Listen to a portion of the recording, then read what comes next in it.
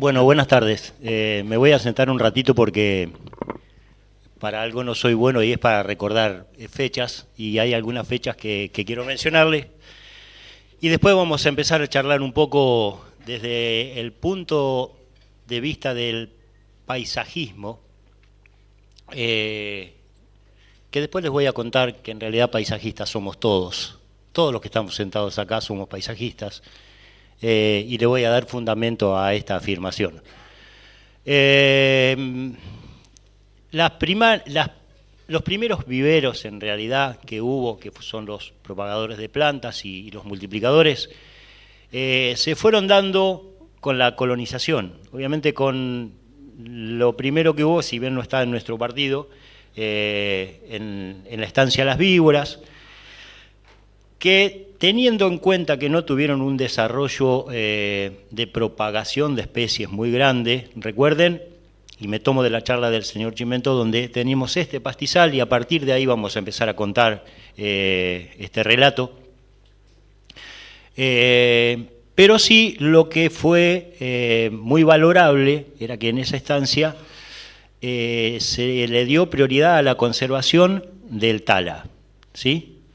Mauricio, si podés pasar, para quien de los montes de Talas, hay una imagen ahí que lo grafica muy bien, y que quien hemos andado por esta zona, tenemos la planta de tala muy, y para quien no la conoce, bueno, ahí está, con unos frutos comestibles para la fauna, realmente es una planta muy rústica y que nos representa. ¿Por qué es importante esto de la conservación y que aún hoy se sigan conservando? Porque el monte de Tala es donde termina la selva marginal, la que empieza en el Amazonas y pasa por todo el delta y entra en nuestra provincia de Buenos Aires, termina en nuestra zona. Obviamente, por una cuestión climática y de suelo, cada vez son menos las especies, pero no mucho menos valioso el tala por ser una única especie, el tala, coronillo, la que conocemos por aquí. Cuando empieza a colonizarse y empiezan a construirse las grandes estancias, intentaban simular los grandes palacios o las grandes construcciones europeas. Obviamente todos esos materiales que vinieron en barco para construir esos necesitaban un marco estético y fue ahí cuando empezaron a aparecer los primeros parques diseñados. El punto fundamental que tenemos de difusión de las especies y concretamente y como principal especie la del eucalipto es nuestra estancia de Dos Talas. Ahora voy a contar un poquito de eso. Anterior a eso, en el Parque Pereira Iraola, que no fue trabajo de un solo paisajista, sino de varios paisajistas que durante muchos años fueron construyendo un parque en la provincia de Buenos Aires, en la zona de La Plata y Berazategui. Quien conoce el Parque Pereira Iraola y lo ha visitado, sabemos que hay hasta un árbol de cristal único en Sudamérica, ¿sí? Que hay que ir con permiso, pero bueno, quien puede ir a verlo, se los recomiendo. Yendo directamente a la estancia de Dos Talas y para no ser muy larga la historia, y qué es lo que realmente me interesa contarles, Pedro Luro, en el 52, cuando toma posesión de esos campos, empieza a intentar forestar esa pampa salvaje, ¿sí? Junto con la necesidad estética, también empieza la necesidad de reparo, de cuidarnos del pampero, de cuidarnos de los vientos fríos, y también comienza la actividad ganadera, ¿sí? Consideren ustedes que en ese momento no había gas, la única forma de cocinar y calefaccionarse era justamente a partir de la leña. Entonces la prioridad era traer especies que se adapten a nuestra zona y que sirvan de reparo para el ganado y como consecuencia la madera, ya sea madera para construcción o madera para cocinar y calefaccionarse, ¿sí? más o menos en 1857 es cuando se plantan en Dolores y en la provincia de Buenos Aires, en esta zona, los primeros eucaliptus, con semillas que le había cedido Sarmiento, algunas, y después él viajó a Australia a traer más, y a partir de ahí se convirtió, yo digo, en el primer viverista hábil del país, Pedro Luro. ¿Por qué? Porque una vez que forestó esto, ustedes saben que bueno, tuvo mucho que ver con la Fundación de Mar del Plata y con toda la forestación de aquella zona. ¿Qué hacía él? Producía plantas y a quien tenía extensiones muy grandes de tierra, le forestaba una determinada cantidad de hectáreas y él se quedaba con una buena cantidad de esos campos que en ese momento eran pampa salvaje. Digo, hay algunos viveristas que si están acá dirían, nacimos en la época equivocada, porque de esa manera se convirtieron en terratenientes. Pero bueno, era un trabajo muy, muy arduo, ¿sí? Así que esos son los esbozos de las primeras introducciones del eucalipto como planta más conocida que tenemos acá. Pero no solo eso fue lo que se trajo, porque en esos barcos donde venían los materiales para construir, también venían esquejes, lo que vulgarmente le decimos gajos, y también venían semillas. Y obviamente también tuvieron que venir jardineros o viveristas a vivir a unas instalaciones que en principio eran rudimentarias, ¿sí? Quien ha tenido la posibilidad de ir al jardín botánico, que después tenemos la imagen por ahí, después la veremos, me voy a parar un poquito para coordinar lo de las imágenes. A ver qué tenemos ahí. Bueno, esa es el tala tal como lo conocemos. Pasa alguna más, a ver.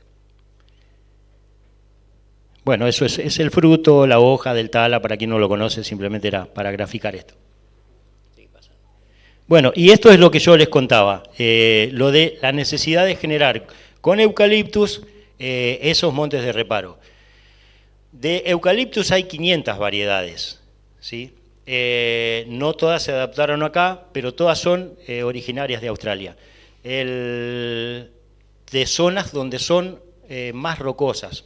Vieron que el gran problema que tenemos con los eucaliptus en nuestra zona es la lluvia y el viento. Lluvia y viento, se te cae el eucalipto.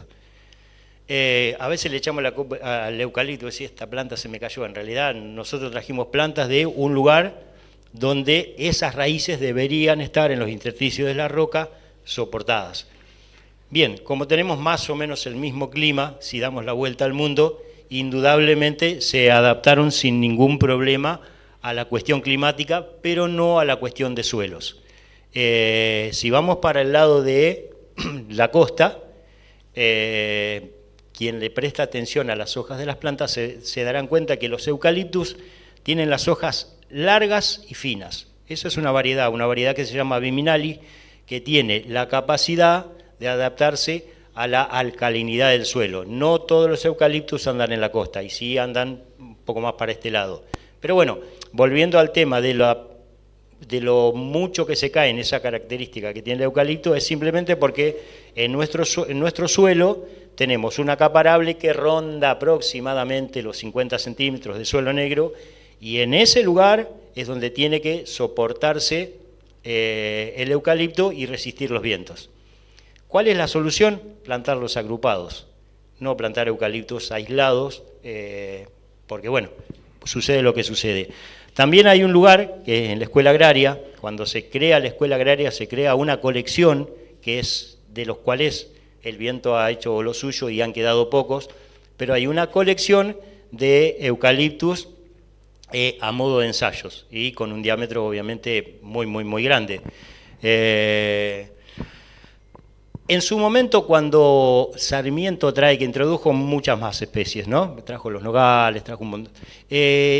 Lo utilizaban por el tema de la malaria con la intención de secar los humedales y los bajos para que, si consideramos que un árbol, si la tiene disponible, toma aproximadamente 800, un árbol adulto como un eucalipto, 800 litros de agua por día. La acción desecante en los suelos, en los lugares bajos, obviamente es importante. Así que eso fue uno de los motivos. También trajo sauces, también trajo los sauces, los trajo de Francia, los álamos los trajo de Italia. Y si ustedes piensan, son todas las plantas que nosotros ponemos en los lugares bajos. Ese fue el motivo por el que él introdujo esas plantas, para secar los bajos y disminuir los efectos de la malaria. Obviamente, era solo un punto, pero bueno. Acá hay una floración del eucalipto, una de las tantas variedades que hay, una planta muy melífera que hoy se sigue usando mucho con el tema de los apicultores, ¿sí? La miel tiene características distintivas con respecto a otras especies, a la de cardo, pero bueno, se utiliza mucho, además de seguir utilizándose como la madera. Así que a quien le debemos la introducción de esas especies de eucalipto es, como ya sabemos, Sarmiento, pero no solo a Sarmiento. Sarmiento la introducción y Pedro Luro, a partir de lo que se hizo en la estancia de Austala, la difusión. Que eso es un dato que, bueno, quería contarles y es un dato de ustedes. Bueno, esto es uno de los invernáculos que les contaba. Junto con esos palacios que se construían, obviamente todo tenía que estar a tono. Esos invernáculos, que eran una obra de arte, también fueron hechos por artesanos que vinieron fundamentalmente de Europa, ¿sí?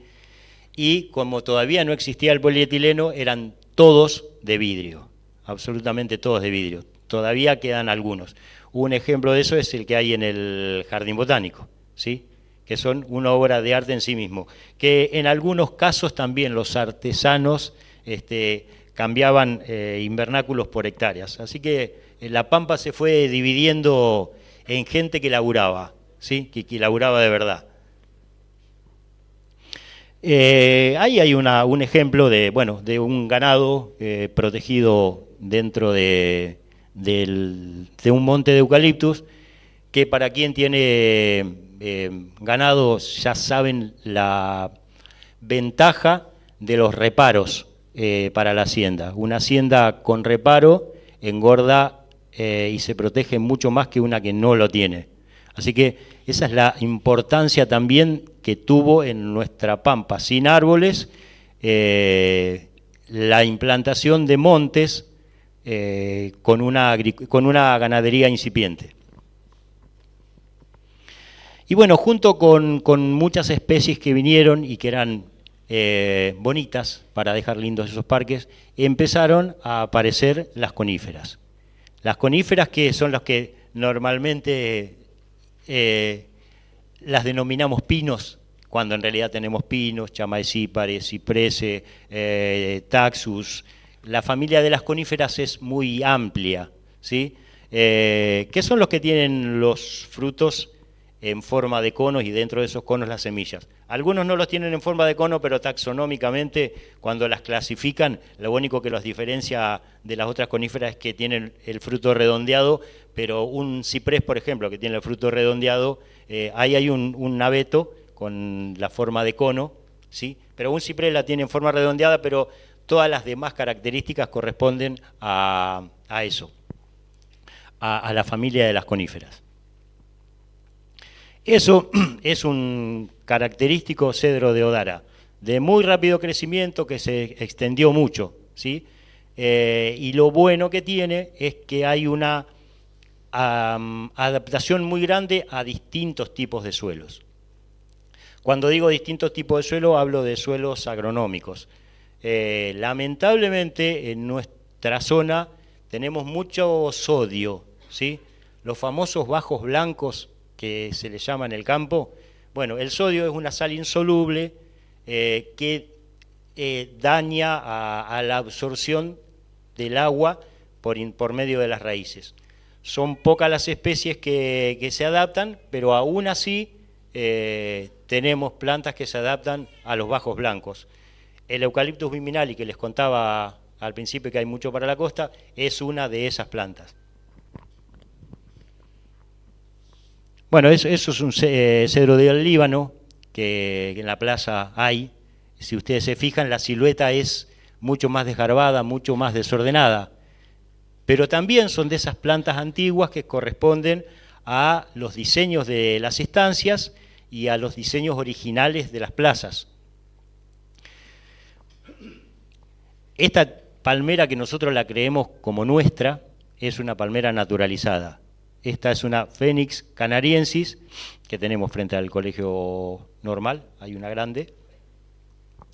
Esta vino justamente de las Islas Canarias, también, en esos viajes que se hacían para traer los materiales, ¿sí?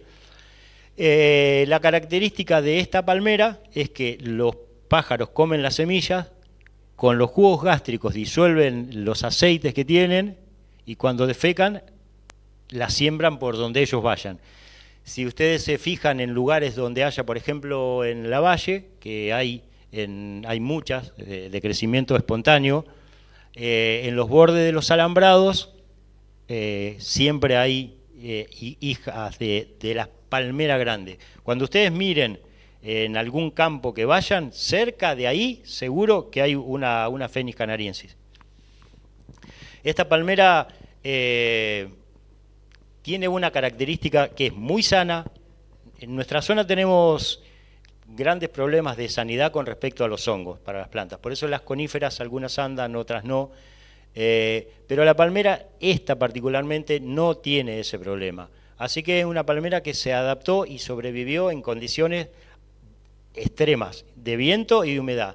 Y una de las características que tiene con respecto a que hablamos, contrario a lo del eucalipto, que nunca una palmera te la va a tirar el viento. Primero porque el sistema de raíces que tiene es como, como si fuera un plato de tallarines gigante, así. Raíces gordas como este dedo, que no tienen una raíz madre. Son muchas raíces que se anclan al suelo. El tronco es flexible, las hojas son flexibles y el viento pasa a través. Digo esto porque si alguien quiere poner una palmera en su casa, pónganla sin miedo que nunca se les va a caer. Obviamente consideren el crecimiento de las raíces, ¿verdad? Esta es una palmera nativa de nuestro norte y noreste, ¿sí?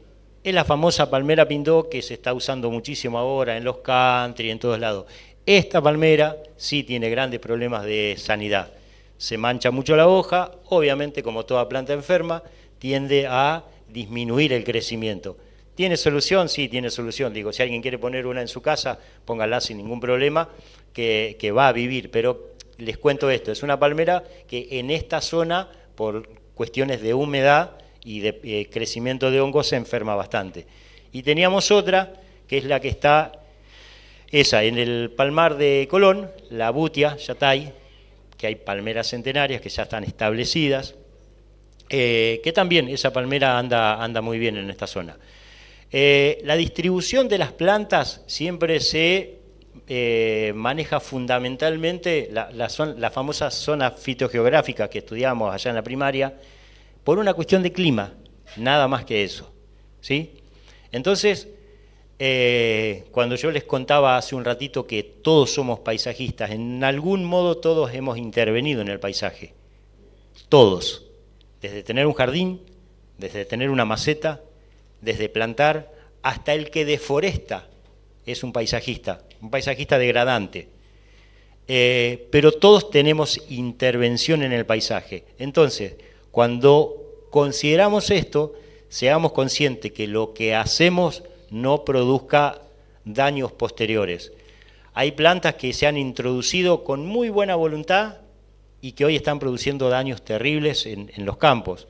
El tema del acacio negro o espina de Cristo, que le dicen que es una planta que tiene una chaucha que invade los campos y produce pérdidas importantísimas en cantidad de hectáreas.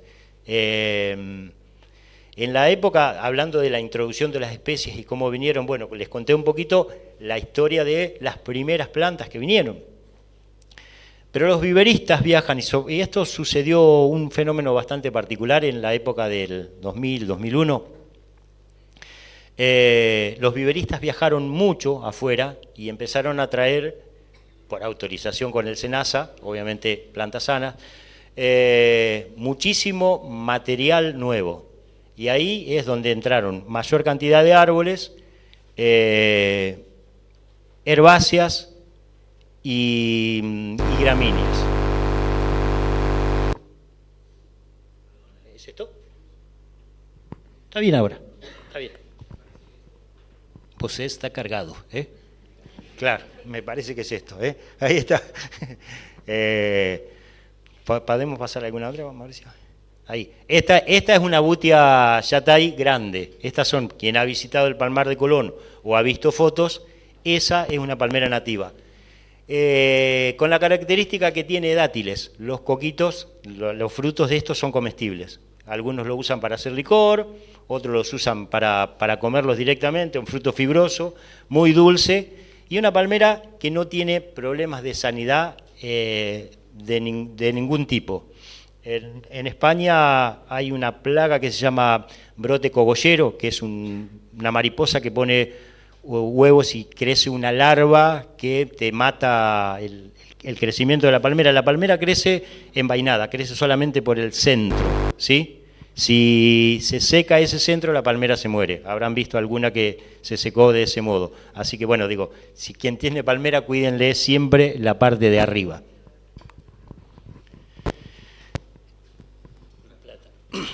Con esas primeras especies que se trajeron, que intentaban que sean resistentes y de buen porte, también aparecieron los plátanos, ¿sí? Debe haber alguna foto más para... Bueno, ahí.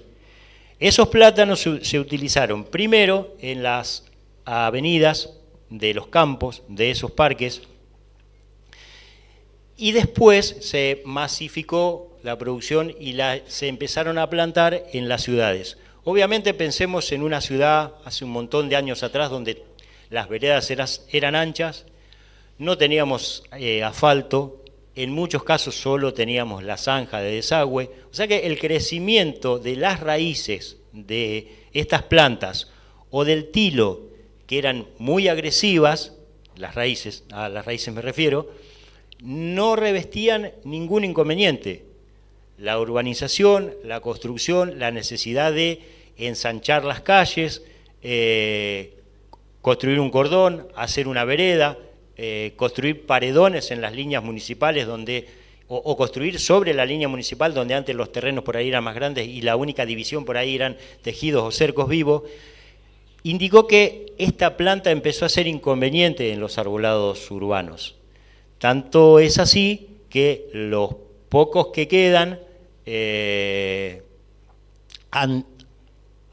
hubo que haberle hecho poda de raíces y una poda de copa. Obviamente es una planta que la silueta desde el punto de vista paisajístico y desde la forma natural de la planta no tiene nada que ver.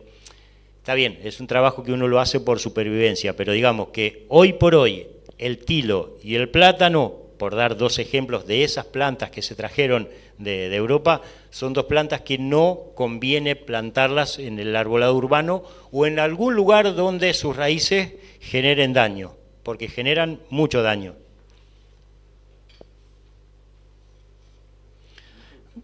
Y la otra cosa que sucede con los plátanos también, que en la medida que las ciudades se volvieron más densamente pobladas, los problemas de gente con alergia se volvieron un problema de salud pública. El tilo, y quien ha ido a La Plata y es alérgico en verano lo sabrá, que vuelve con la nariz así, y el plátano cuando rompe los frutos, que es esa pelotita que hay ahí, que larga un polvillo, produce los mismos efectos para las personas alérgicas. Así que también ese es otro motivo secundario, pero no menos importante, de por qué se dejaron de utilizar en el arbolado urbano. Hay una ley provincial de arbolado público, los cuento rapidito, digo por si alguien intenta, si quieren la googlean, 12.276, que ahí determina qué especies se organizó para que las municipalidades y para que la gente sepa qué especies se pueden plantar en función de la ubicación y del ancho de la vereda, fundamentalmente. Si quieren, googleenla y hay mucha información. 12.276, Ley Provincial de Arbolado Público, y todas las municipalidades, las de Dolores concretamente, desde hace muchos años se está rigiendo por esta ley. Con el tema de los arbustos y sus formas, bueno, empezaron a aparecer distintas plantas con distintos tamaños, distintos colores y distintos momentos. Desde el punto de vista del paisaje, como les contaba, donde uno se convierte en un ser contemplativo, el hecho de traer plantas con formas distintas, colores distintos, floraciones distintas, hace que uno pueda disfrutar el parque durante todo el año. Obviamente, primavera-verano lo vemos desde afuera, otoño-invierno lo vemos desde adentro, pero lo seguimos incorporando a nuestra vida. Hoy un parque, un jardín o una plaza es un ambiente más en la sociedad. Es un ambiente que no tiene techos y que en vez de tener muebles y cuadritos, tenemos árboles, arbustos, senderos. El parque es parte, por eso hoy contaba, digo, todos somos paisajistas y todos disfrutamos de ese paisaje.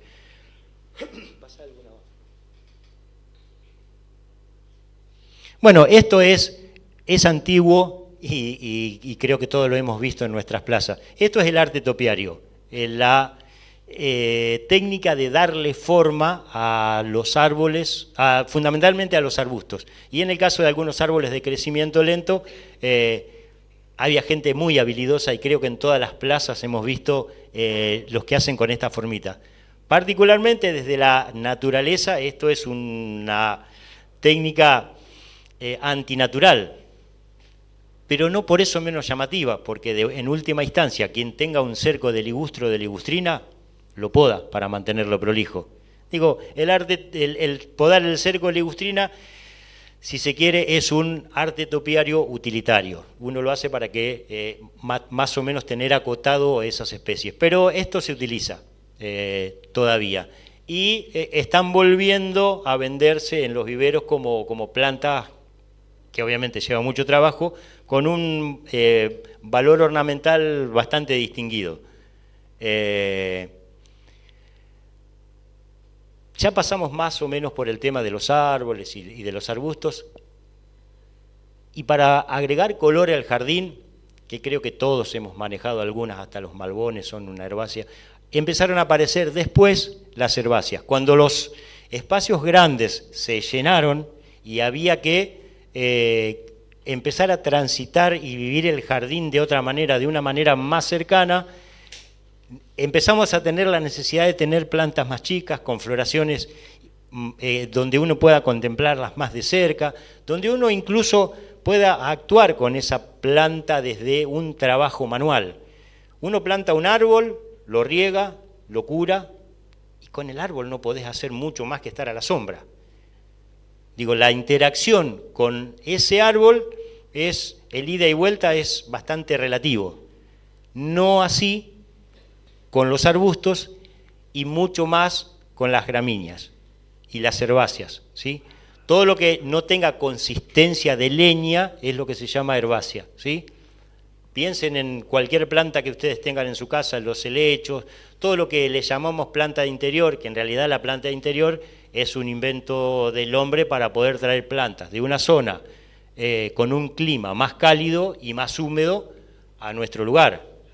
Un ejemplo simple pongo, a nosotros nos cuesta muchísimo mantener un ficus, ¿sí? Y en La Plata son árboles de vereda. 3 grados de diferencia tenemos. Vos decís, 3 grados nomás. Hay nada más que 3 grados de diferencia. Fíjense lo determinante que es la temperatura para las plantas, y ahora voy a hablar un poquito si les interesa, de jardines y de microclimas. 3 grados de diferencia determinan que cuando acá las hojas de los sauces y de los álamos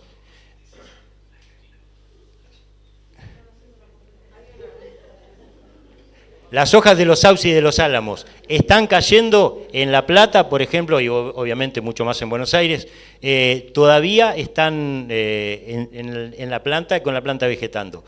Cuando después del invierno, cuando las plantas están brotando ahí, allá, acá todavía lo reconocen como invierno. 3 grados nada más de diferencia. Entonces esto, quiero contarles que es tan importante cuando uno tiene, ya sea un campo, ya sea un jardín, o ya sea una planta de interior, que 3 grados es mucho para definir lo que en paisajismo se llama microambiente. El microambiente, uno puede tener un parque grande y tener distintas situaciones de humedad y de temperatura. Esto que determina que en cada lugar que vos tengas esas 2 condiciones distintas, vos podés hacer un jardín distinto. ¿Sí? Bueno, y aquí volvemos un poquito a eso que yo les contaba de la incorporación de la incorporación de gramíneas. Esto no es más que las especies distintas y mejoradas de lo que era nuestra pampa. Vieron que todo es un ciclo, ¿sí? Teníamos la pampa salvaje, nada más que algunos pastos y algunas plantas duras.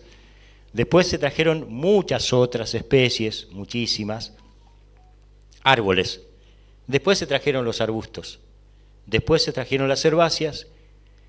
Y no hace mucho tiempo que se han puesto de moda este tipo de plantas, que son las parientas europeas o asiáticas de los pastos que nosotros teníamos acá.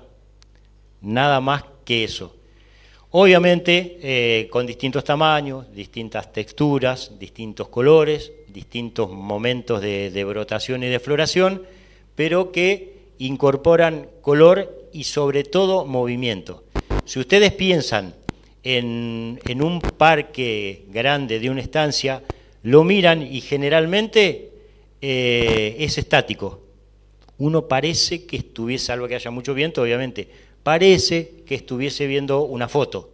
Digo, cuando empezamos a tener, a vivir el jardín, empezamos a vivir el parque, lo hacemos desde nuestro interior, desde, si quieren, desde nuestra alma, desde nuestros sentimientos, desde la posibilidad de tener un ambiente, como decía, agradable. Y ahí es donde empiezan a jugar todos los sentidos, ¿sí? El sentido de la vista, el sentido del olfato. Por eso que nos gusta la planta de jazmín, porque la planta de jazmín tiene lindo olor, que en realidad es una gardenia, no es un jazmín, pero bueno, lo digo en términos generales, la que tiene la flor blanca, que también es extraída de afuera. Empezamos a tener plantas que cambian de color, como las fotinias, que la usamos como para cerco, y como tantas otras, empezamos a tener la rosa china, que tenemos flores de colores, pero necesitamos agregarle algo más, necesitamos agregarle movimiento al jardín, que ese jardín no se note como una foto. Nosotros teníamos la cola de zorro en nuestra pampa, ¿sí? Que por el hecho de que cortadera justamente porque tiene serruchitos en el borde de la hoja, vos la tocás y bueno, fue un poco descartada por una cuestión de cuidar a los niños y de nosotros mismos cuidarla porque es bastante difícil de manejar. Pero hoy por hoy, nuevamente en espacios grandes también se está incorporando la cortadera. La cortadera como la gramínea más grande y todas las demás que ustedes encuentran en los viveros, eso te genera la sensación de movimiento, que es lo que nos estaba faltando en nuestros jardines. De esos jardines que fueron evolucionando desde la pampa hasta un lugar poblado de árboles, hasta un lugar poblado de arbustos, todo estático. Cuando se incorporaron las gramíneas, en ese momento apareció también el movimiento. He visto jardines que son absolutamente caóticos. Esas personas que van al jardín y les gustan todas las plantas, todas, en un terreno de 8x4. Claro, entonces, no tenés la capacidad de que esa planta que vos compraste y la imaginaste, porque encima fuiste y la googleaste. Sí, pero mirá qué linda que está. Claro, pero le ponés 8 alrededor. Entonces, nada de eso vive. Digo, un ambiente verde, imagínense que todos nosotros estuviésemos todos amontonados en el fondo. Bueno, lo mismo le pasa a las plantas.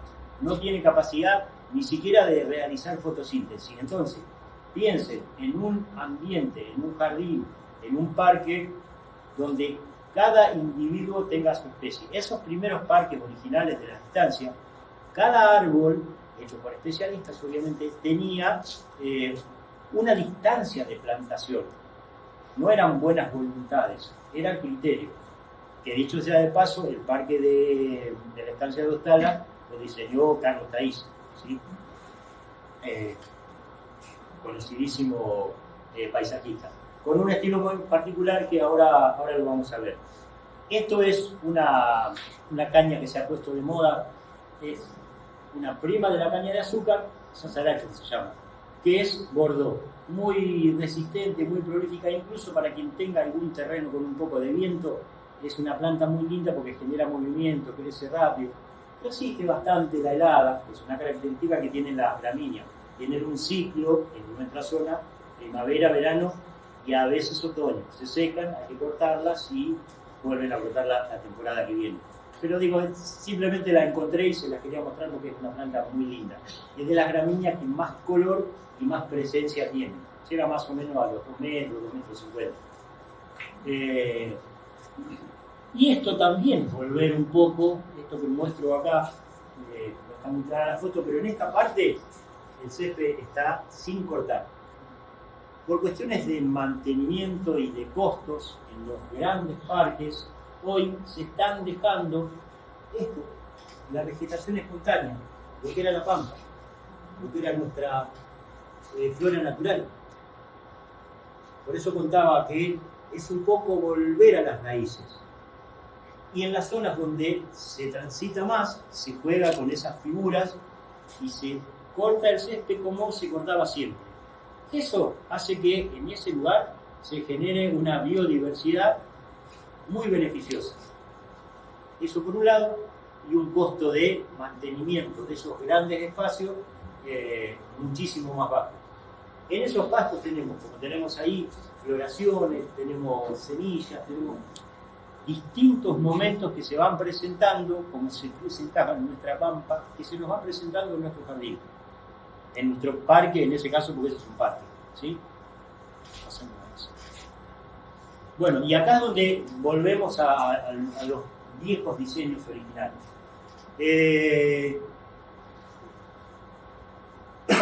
Si ustedes ven, está bastante sistematizado esto. Esto es un estilo inglés, básicamente. ¿Cuál es la diferencia entre los dos estilos de paisajismo, el inglés y el francés, que fueron los que predominaron y los que marcaron los diseños de los primeros parques? Simplemente uno es más geométrico, el francés, que nuestra plaza corresponde al estilo francés, lo vamos a ver, porque después volvemos a esto, un segundo. Y esto tenía en los parques de las grandes estancias una sectorización que tenía que ver con las actividades que se tenía permitido para los dueños, los propietarios, los visitantes y lo que ellos llamaban la peonada. Había, cuando más angosto era el camino, era para un camino utilitario, era para moverse dentro de ese predio, y a los caminos principales no podían acceder, en términos generales, salvo excepciones, la peonada. Eran los caminos donde con los carruajes paseaban los dueños o sus visitantes. Si ustedes se fijan, hay distintos anchos de caminos, ¿sí? Uno podría decir que clasista, que era, simplemente era una cuestión social, ¿sí? Nada más que eso. Pero si ustedes se fijan, tenían una organización simétrica, casi siempre, ¿sí? Después vino el estilo inglés un poco más suelto, que después vamos a ver uno. No sé qué ha pasado.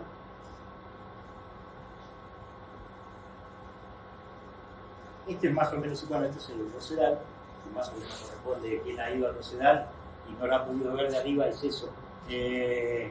Pero fíjense que también tiene un eje de simetría donde en el espejo están los distintos tipos de caminos. Hoy, obviamente, hoy es reconvertido en un paseo de Rosedal, pero no fue en sus inicios eso. Bueno, y este es el estilo francés. Si ustedes se fijan, un lugar central donde normalmente había un monumento, pensemos en nuestra plaza, ¿sí?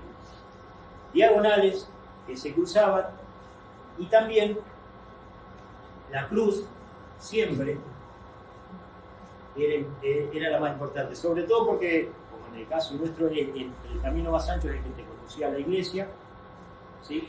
Y de ahí obviamente se emprendía para el lado, y dos caminos en diagonales que facilitaban, por decirlo de algún modo, un poco la circulación. En algunos casos, en algunas plazas, en la de Castelli, durante mucho tiempo, había un círculo acá que generaba pequeños espacios. Pero está bastante lejos de pensar un parque nosotros en nuestra casa o en nuestro lugar o en nuestro campo así. Pero eran formas, eran paisajistas que traían su tendencia y todo se construía y se utilizaba en función del diseño. Hoy el diseño de un parque es al revés, de un parque o de un espacio público. Hoy se construye en función de la gente, no en función de mantener un estilo. Los parques bien logrados se aplanan, se dejan que la gente camine y después que se descubre por dónde le resultó más cómodo a la gente caminar, recién ahí se toman esos espacios como caminos y nosotros para poderlos trabajar con un criterio de diseño de parque. ¿Se entiende? Otra vez, esta es la plaza nuestra, y si ustedes se fijan, las masas arbóreas en ningún lado interrumpen el camino, pero son las que determinan el carácter de ese parque. En todas las plazas, en todos los pueblos donde hay un diseño francés, todas son así. Y la gran mayoría, ahí está, lo que decíamos, los cedros del Líbano, eso que veíamos en una foto, son plantas que, bueno, que vinieron y se volvieron muy, muy, muy populares. Pues bueno, hay algún cedro, alguna cosa más que las buenas voluntades han hecho que esto es una planta nacional que me parece fantástico que esté en una plaza, pero esta está buena. Yo he ido a cada plaza que te dan ganas de matar. Cada intendente, por eso cuando yo les contaba que todos somos paisajistas, tengo que ser paisajistas con criterio, por favor. Las buenas voluntades de cada nueva gestión le puso una planta a la plaza. Tiene un poco liche, como decían, terrible. Entonces, cuando empezamos a perder respeto al diseño original, la verdad que nos hubiésemos quedado con las ganas de hacer algo. No debemos intervenir la historia sin criterio, no debemos meter la pata tanto, plantando especies que ni siquiera corresponden a la edad que tenían los parques o las plazas, porque hay plantas que son nuevas, hay plantas que por mutación y por cruzamiento se han generado no hace más de 20 años, y una plaza tiene 150. No le pongas una mora péndula a una plaza que tiene 100 años, porque no tiene nada que ver con el criterio original. Seamos respetuosos del paisaje, cuidándolo, y si lo vamos a mejorar, que sea una mejora, no una intromisión.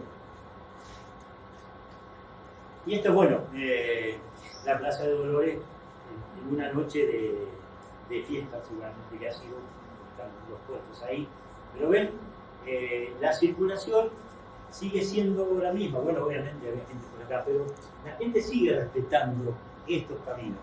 Obviamente siempre hay gente que camina, pero no se le hizo una cancha, como he visto en algunas plazas, no se les un arenero, claro, una pileta, no, ¿entienden? Hay que respetar la historia del paisaje.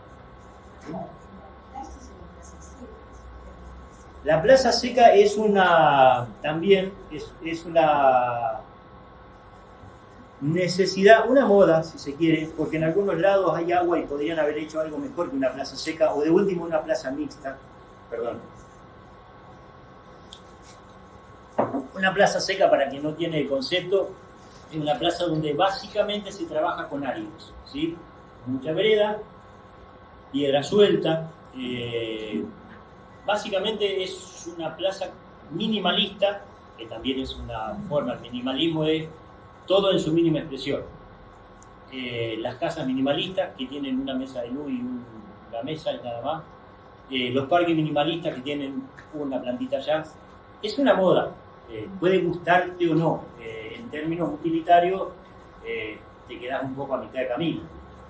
Y además tiende a ser aburrida porque vos la miraste y no tiene momentos. Esto que yo les decía, la naturaleza tiene momentos, tenemos las 4 estaciones, aprovechemos esas estaciones cuando hagamos algo, cuando construyamos o cuando contemplemos, miremos esos momentos, ¿sí? Miremos el amarillo y los ocres de las hojas cuando se caen, que tiene que ver con una concentración de cianatominas, de colores en la planta que tiene un sentido. No cortemos las ramas antes porque, ay, me ensucia. Fijá, si estás tan complicado que la planta se te creció mucho o porque no tenés ganas de barrer, bueno, le erraste de planta, pero no intervengamos en los ciclos normales de la naturaleza para tratar de facilitarnos la vida. Para facilitarnos la vida tenemos que diseñar con la gran cantidad de plantas un espacio donde nosotros nos sentamos cómodos. La plaza seca que usted decía, claro, ahora, es una plaza que en verano no la podés vivir. Es una plaza de otoño-invierno, lo que yo digo plazas refractarias. Si hay solcito y se calienta y te sentás en el banco, otoño-invierno, estás bastante bien. Ahora, primavera-verano, digo, un espacio público, alguien que la diseñó, puede tener el tupé de decir, ¿la gente la va a usar solamente 6 meses?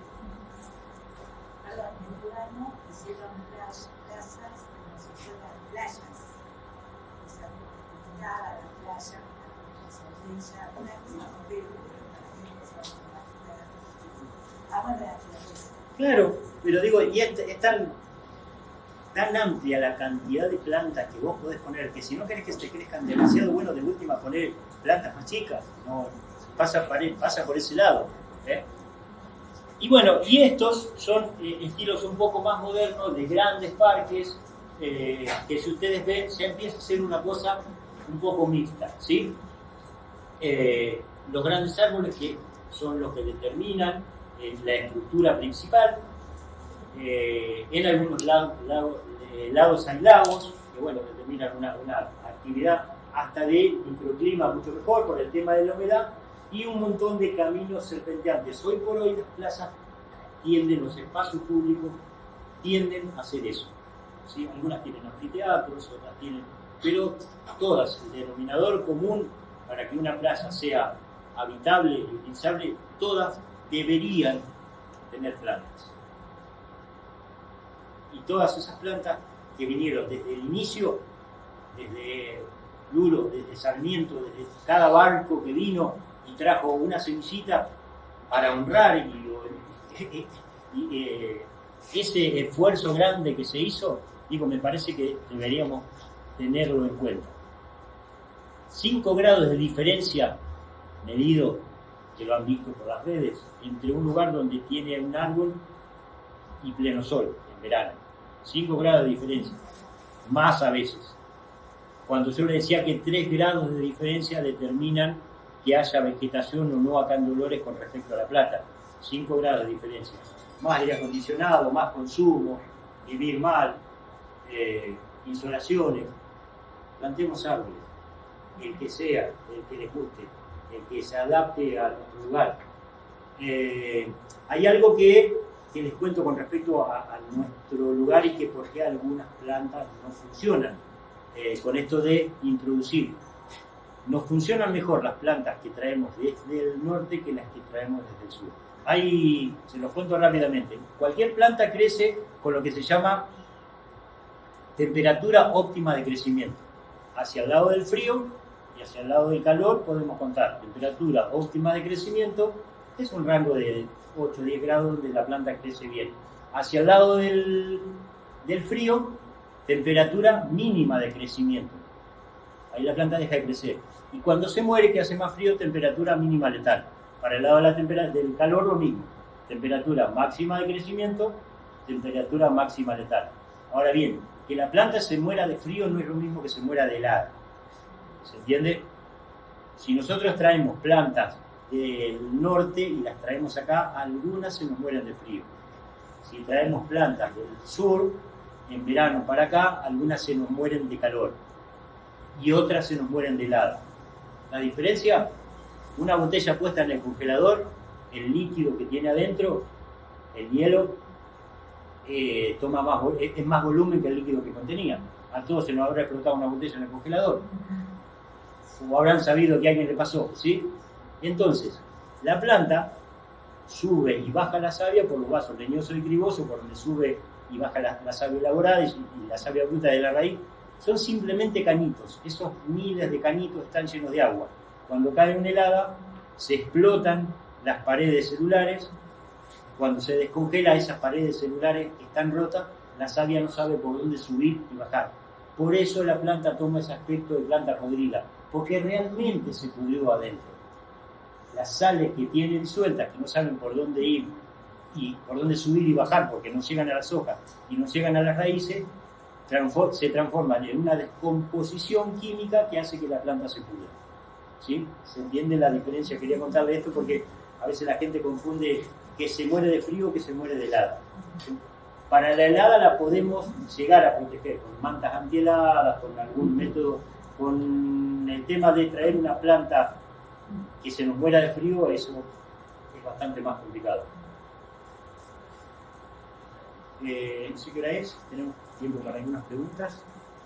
De las bruscas, ¿podrás contarnos un poquito? Sí, las bruscas en realidad estuvimos buscando con el señor Rodríguez, que no pudimos encontrar ninguna. Sí, es del tipo de las plantas xerófilas, con poca hoja, de crecimiento lento, y también adaptada a un suelo con bastante frío en invierno, obviamente.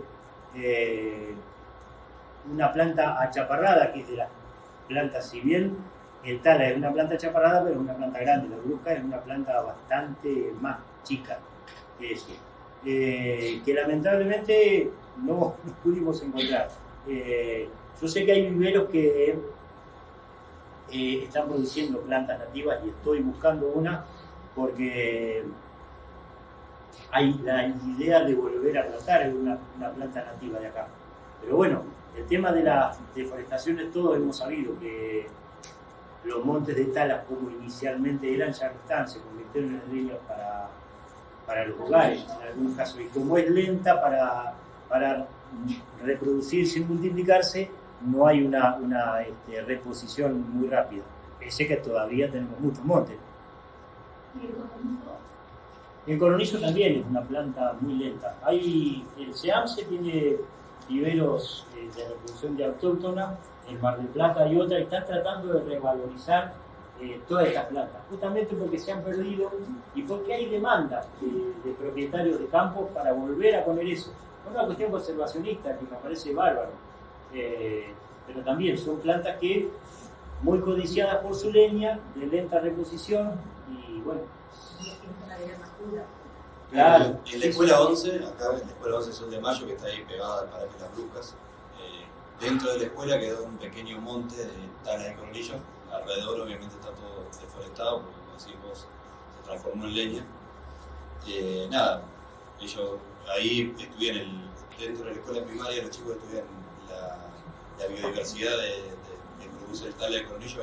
Hay mariposa argentina. Claro. Está muy lindo y ellos están haciendo plantines también.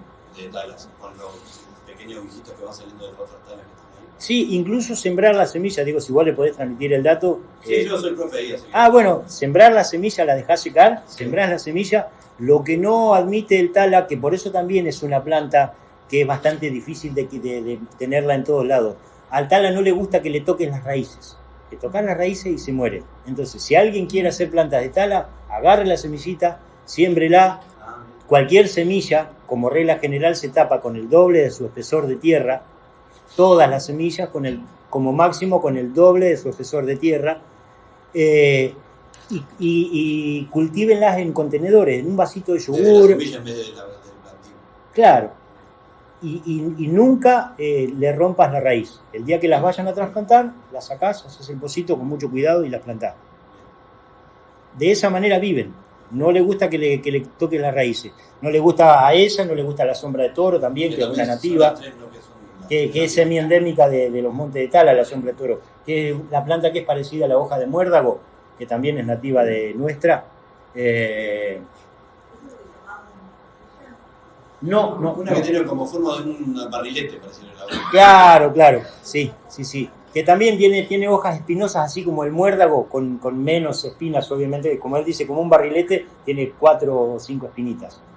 También es nativa y también se está perdiendo a partir de que se están perdiendo los montes de tala. Pero hay montes de tala y hay sombra de toro.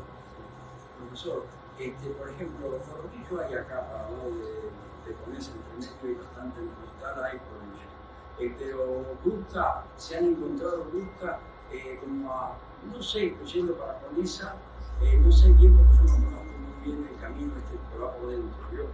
Pero en esos campos de ahí han encontrado busca que me trajeron a mi hoja un cajito y le identifico como busca como la que está en el museo, ¿vio? Ajá.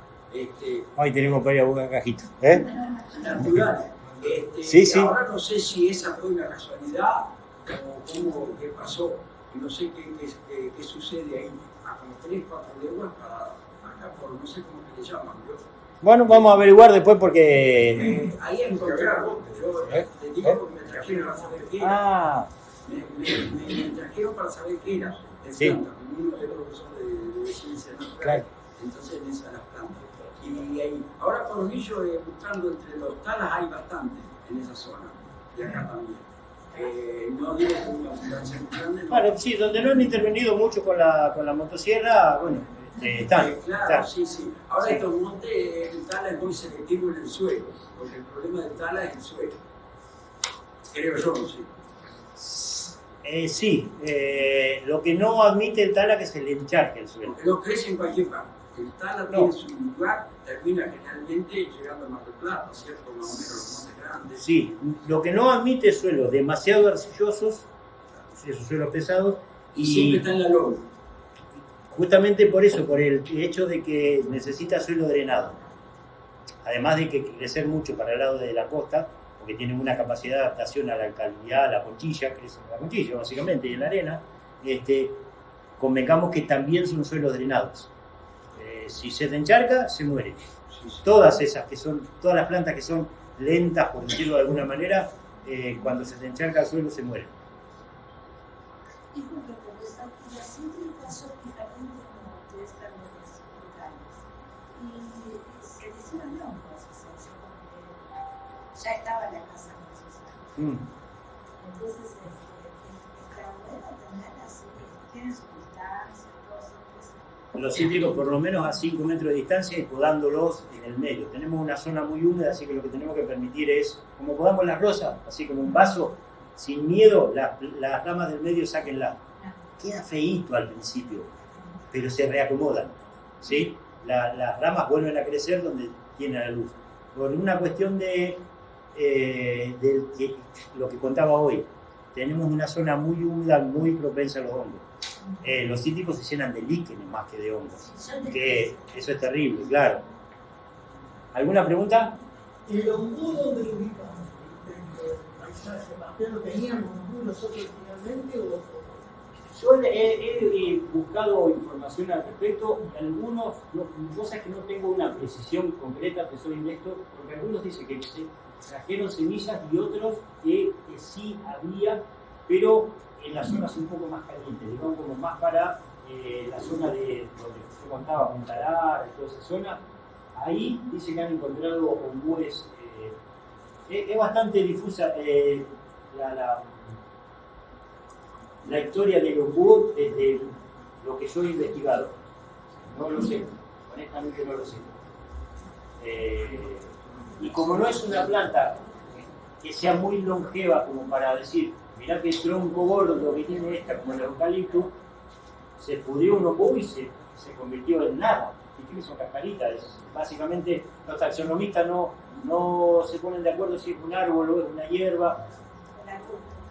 Claro, no, por el tema de la consistencia de los tejidos, no se ponen de acuerdo muy bien con eso. Cada 5 o 10 años te la consideran un árbol y después lees que te la consideran una hierba. Y de ahí 2 plantas más que nosotros no teníamos ahí en el monte de la Escuela 12, pero que nos dijeron que eran nativas de esta zona: molle y gina. Sina, sí. Son también de esta zona. Hay también en esta zona, sí, hay también en esta zona. Sí, también son un poco más de aquella zona de costera. Bien. Sí. Que tiene muy finita, claro, una leguminosa y espinas muy marcadas en las ramas. 2 palabritas del campo y vamos a ver. Una sola pregunta. Sí. Que va más abocada al calzoncito. Y creo que vos también.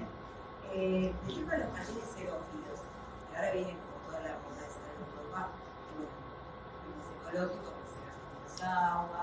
¿Qué opinión tenés? Voy a hacerte una repregunta. ¿Es poco ecológico usar el agua adecuada? Es una pregunta que te tenés que hacer vos. ¿Por qué? Porque nosotros nos acostumbramos a regar con la manguera y le echamos agua todo hasta que nos cansamos. Y la planta del fondo, entonces sí, pero no sirve. Entonces, está bien, me voy al jardín xerófilo. El jardín xerófilo es el que necesita básicamente con plantas suculentas o crasas, ¿sí? Los cactus, los aloes, todo ese tipo de plantas que no necesitan mucha cantidad de agua. Eso es un jardín xerófilo.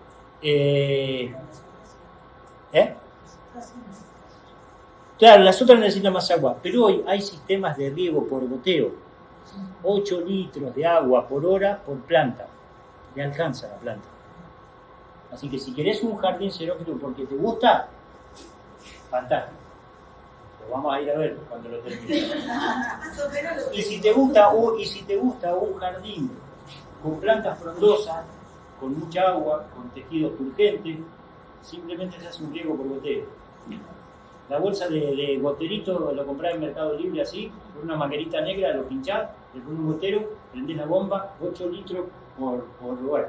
Con eso le alcanza, con 3 horas que vos riegues, es un balde de 20 litros, que no lo tiraste.